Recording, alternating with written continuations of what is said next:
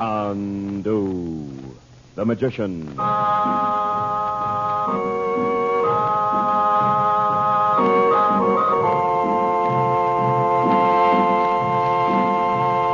Good evening, ladies and gentlemen. The makers of White King Granulated Soap present for your enjoyment Chandu the Magician. And just as you enjoy listening to this radio drama of romance, intrigue, and high adventure, so you will enjoy using the soap we make. White King Granulated Soap. White King was the first washing machine soap ever made anywhere. When it was first perfected 30 years ago, it was a brand new idea because it was a granulated soap, not a bar soap. And it worked as no other soap had ever worked in a washing machine.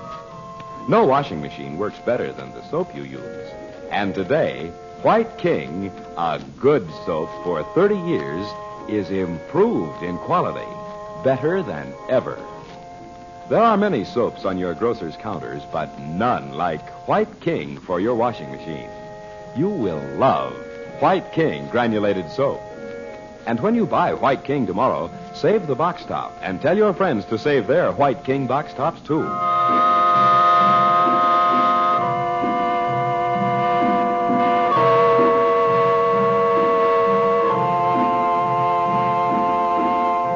By the occult powers he gained in India, Frank Chandler has released Betty Regent from the strange spell invoked by the venomous dwarf known as Araignée the Spider. And because Chandler has discovered Araignée is in the pay of Roxor, the dwarf has been locked in one of the ancient underground rooms in Princess Naji's Cairo home. With Batouche, an Arab who has long been a member of Chandler's secret order in the Orient, Chandler goes to the Cafe of the Three Daggers, where he has reason to believe the rascally Ben Ali has taken famous scientist Robert Regent. Posing as a poor Arab magician, Chandler gains Ben Ali's confidence. A moment later, Regent is brought in between huge Egyptian guards. But before Chandler can effect Regent's escape, Batouche unwittingly gives the scheme away.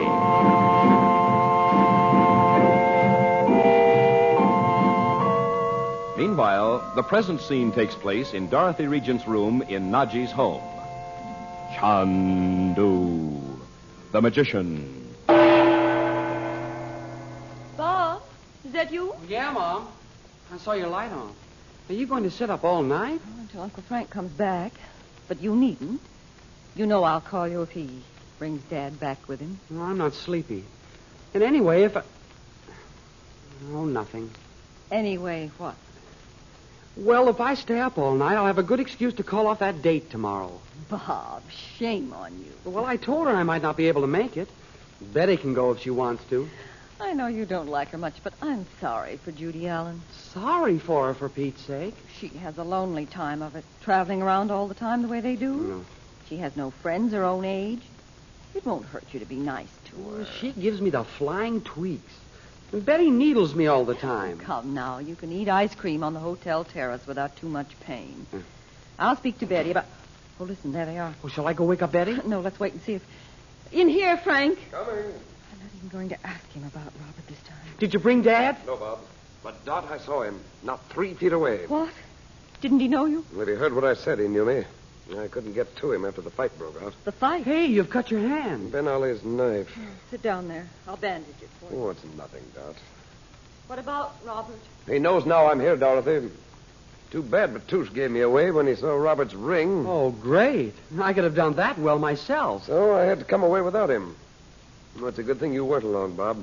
The Cafe of the Three Daggers is a pretty unsavory spot. Frank, what did Robert say? Not a word, Dot. Oh. But I... Hold your hand still. How does he look? Not too well. He's very thin. Oh. They've stained his face with something so he'll pass for an Egyptian. I wouldn't have known him if I'd met him on the street. Oh, if only we could... We'll get him, Dot. That old Ben Ali will really keep him out of sight now. He'll try, but I know that... Well, that's enough, Dot. I told you it wasn't a bad cut. Oh, it's bad enough. What were you going to say? I know where they're taking Robert. The name of it, at least. The Place of Silence. The Place of Silence in the Street of the Thieves. That's a great help. Well, I hope it is in the Street of the Thieves, because, Are you going back there again tonight? No. No, I'm going to give Ben Ali a little time to take your father to that place, wherever it is. But it might not be in Cairo at all. Well, it won't be outside of Egypt, though. How do you know? Roxor wouldn't have brought him here at all unless he was badly worried about his health. Yeah, Mom, we know for sure that doctor said to bring Dad to Egypt. I'll find out tomorrow. I'm going to Batusha's shop the first thing in the morning. Oh, a lot of good he'll be after what he pulled tonight. Listen, I'm going with you tomorrow, huh? No, Bob. I'm going alone. Now, look, every And time... I must tell you, Dot, I don't know when I'll be back. I'll send you word if I can. Frank, you do know where this place of silence is. I haven't the slightest idea. But Amin Mikhail has. Amin Mikhail? What's he got to do with it? That's what I've been trying to tell you. I don't know how he managed it, but there he was. In that cafe? That's right. He looked me straight in the eyes as if he'd never seen me in his life. Oh, but I don't... Dorothy, he was one of Robert's guards. Good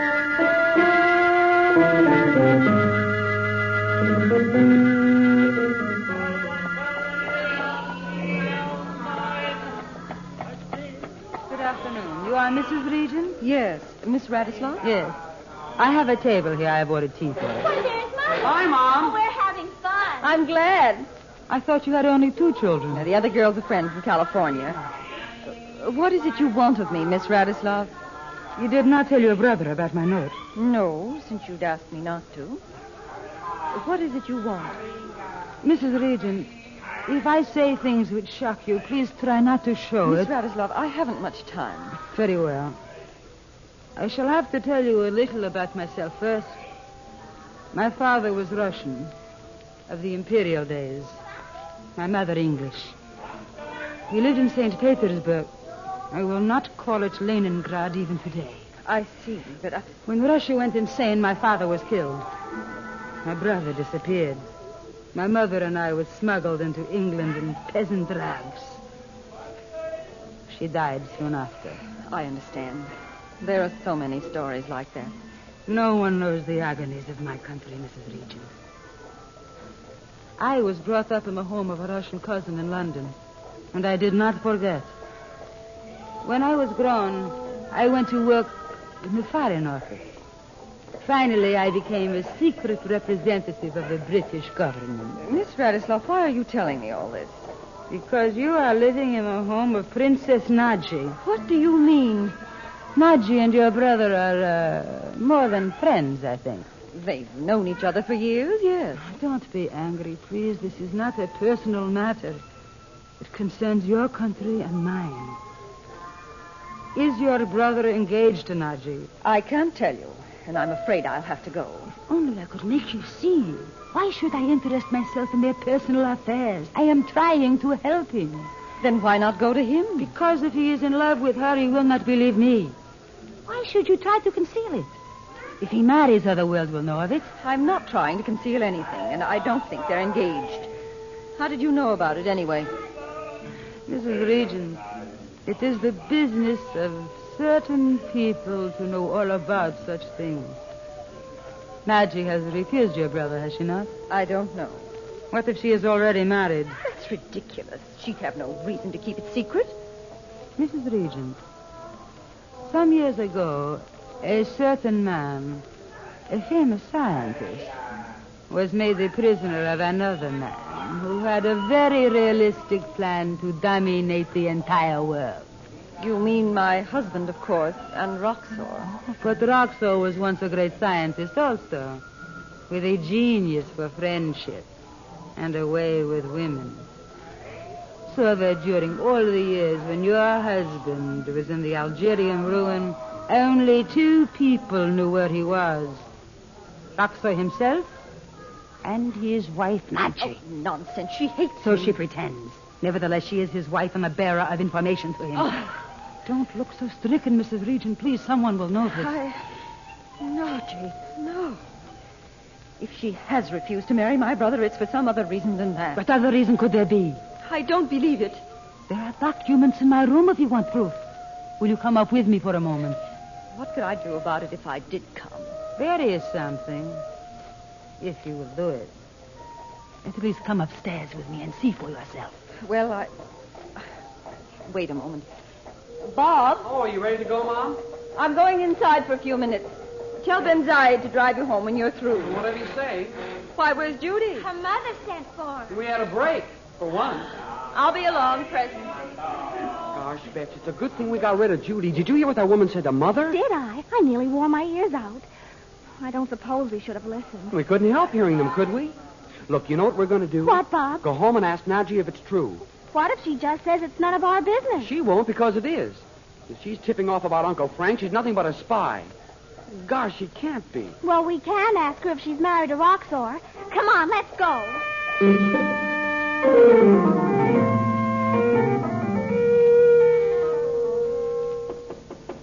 It's us, Najee. No, she would be out. We should have asked Abu where she is when we got here. Let's go ask him now. Oh, there he is, down in the hall. Abu, do you know where the princess is? No, Bint. She has been away since 2 hours. Oh, all right, thanks. We might as well go downstairs, Bob. Oh, Abu, is that the mail? It is a letter for thy mother. I'll take it. Bob, it's Uncle Frank's writing. Well, he said he'd send her word where he was going. Or maybe something's happened to him.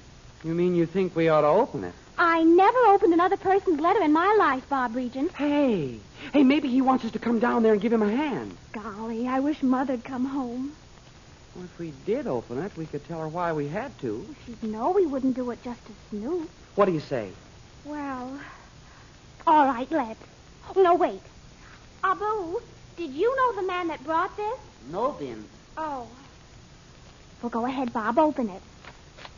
Well, will you wait a minute? Let me see it, too. Oh. Please have a bag packed with enough things for 2 or 3 days and send it to me at Batouche's shop. I've picked up Robert's trail and can't risk losing it. Oh. I expect word from Amin Mikhail any minute now. Oh, aren't you glad we opened it? Let's go up and pack his bag ourselves. And I'll take it to him. I know where the shop is. You're not going to have all the fun. I'm going to. You are not.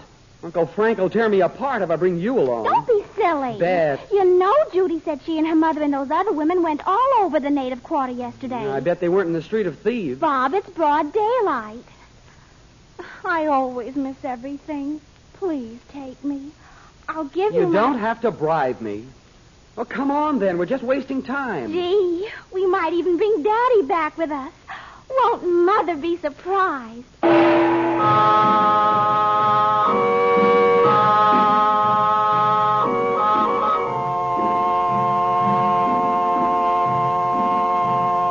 Before we bring to a close our drama tonight, may we say one brief word about White King soap for summer wash days.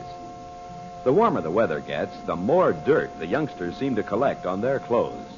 And that is when you need the wash day help of White King in your washing machine more than ever. For only honest-to-goodness soap suds can wash dirty clothes really clean. And if you think that everything that comes in boxes is soap, or if you think all soaps are pretty much alike, we suggest you try White King.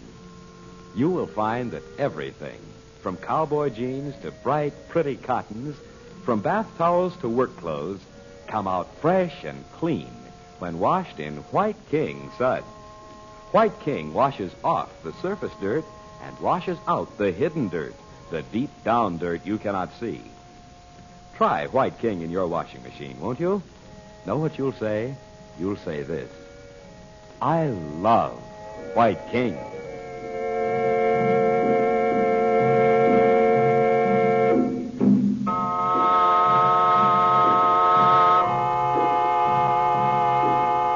Chandu the Magician is based on the original radio drama created by Harry A. Earnshaw and is written by Vera Oldham. The makers of White King invite you to listen tomorrow at this time when the story resumes. Chandu the Magician. This is the Mutual Don Lee Broadcasting System.